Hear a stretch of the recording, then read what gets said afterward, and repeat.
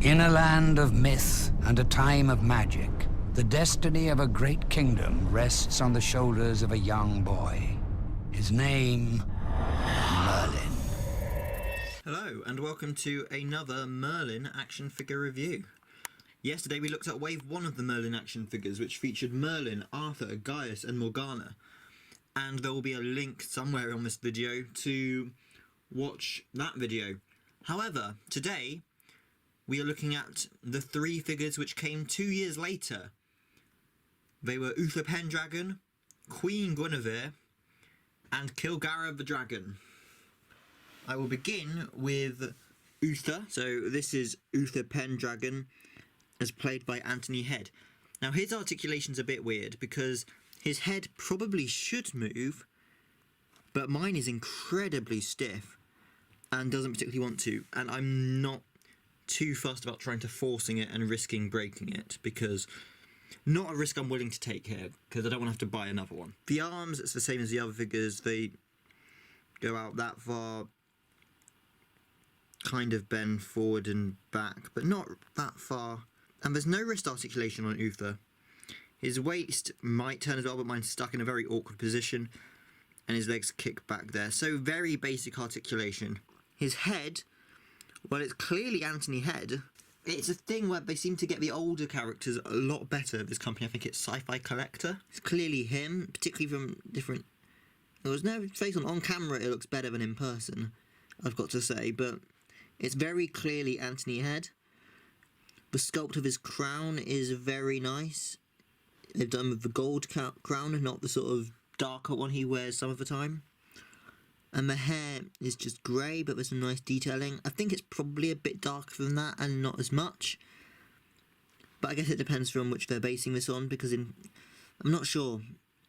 I'm assuming this is Series 3 Uther, but I could be mistaken, because Series 4, he doesn't really appear. His coat, they've gone with his purple coat, and added some nice detailing around it, with the pattern design. That's really nice. The copyright claim, which is on all his clothes, as we all know, he wears them with pride. They've gone with a black shirt, which is done out really well, and his gold chain thing, and his brown belt. Black trousers are very basic, black gloves. They've gone for a bit of metal, chainmail thing. And his boots, once again, they've done this really weird light colour, which once again, doesn't look too bad on camera.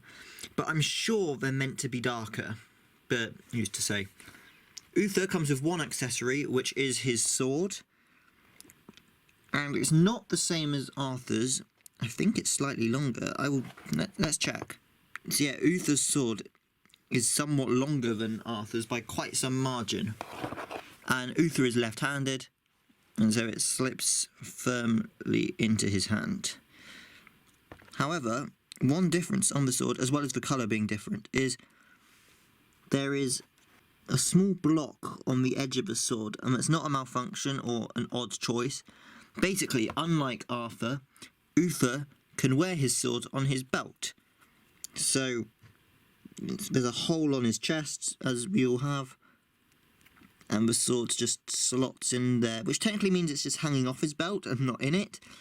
But it works because, yeah, I think it just goes straight. I mean, you could try bending it. No, it doesn't work. It has to go straight down rather than bent in a belt. I think it's quite fiddly to get in, if I'm honest, because it's lower down than you'd expect. I think I'd have probably put it a bit higher. But it's a very nice figure, and great addition to the collection. It does not look out of place with the other figures. Next up, we have got Queen Guinevere.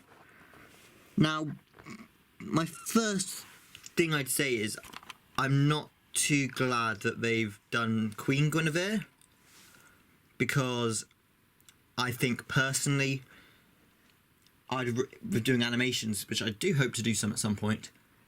Because she's Queen Guinevere, it's pretty hard to do an animation if I want to have Uther in it, or Morgana, they're wearing pre-Queen Guinevere robes. I think it would have been better if even if they just didn't have the crown, which isn't removable, just so that it all fits in.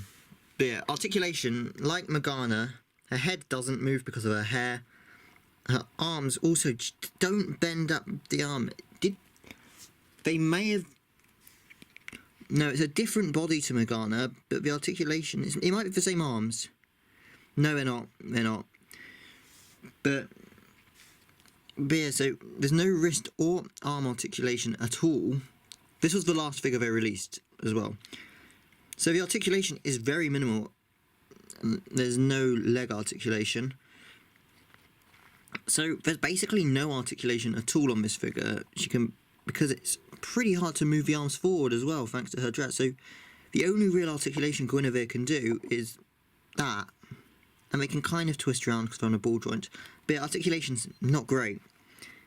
Detail. Well, the crown, I did say I wish they hadn't used it, but it is a very nice design. They've sculpted that very well. The head, I don't know what it is. It doesn't really look like Guinevere. You can, if I was to say it's her...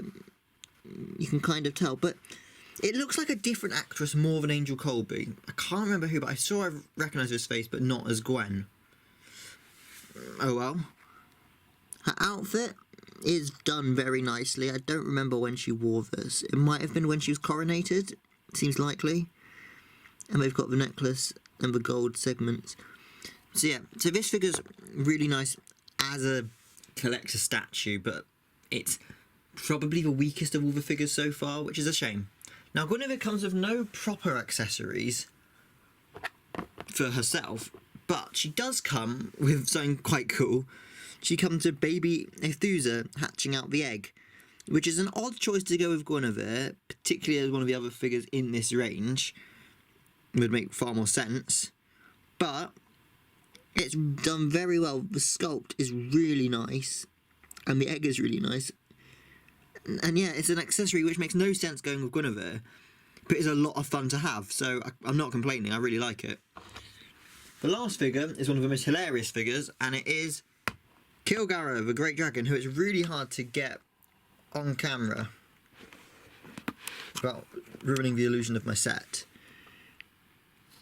This guy has no articulation at all, but the detailing... he's sculpted very well. I really like the sculpt. He might be a bit green.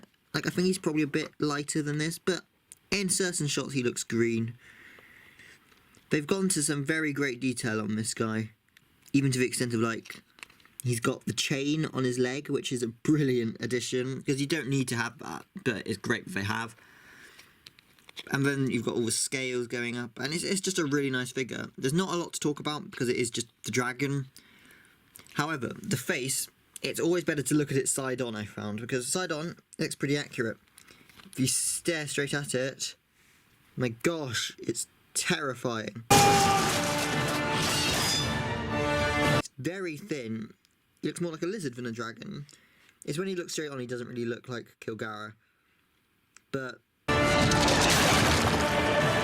it's a very nice figure. It's a shame that his wings don't stretch out at all, because then you could have him flying.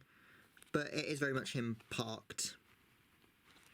And yeah, and amazingly, he comes with an accessory as well. He doesn't come with a Aethusa, like would have been made more sense. Instead, he comes with something else, which is equally as cool.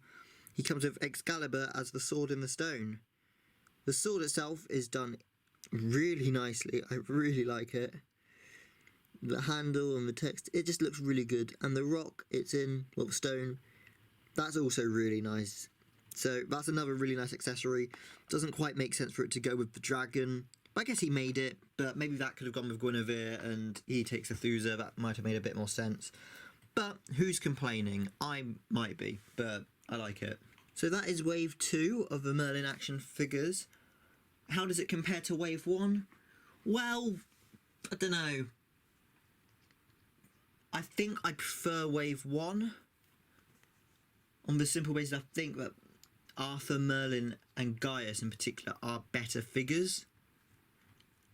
And I think their accessories are more fun. Because the accessories on these ones, other than Uther's sword, are very much to be part of a display rather than used by the characters. But I think the detailing on Uther in particular is really great. And it's hilarious that we've got a dragon. And it's great that we've got a Guinevere.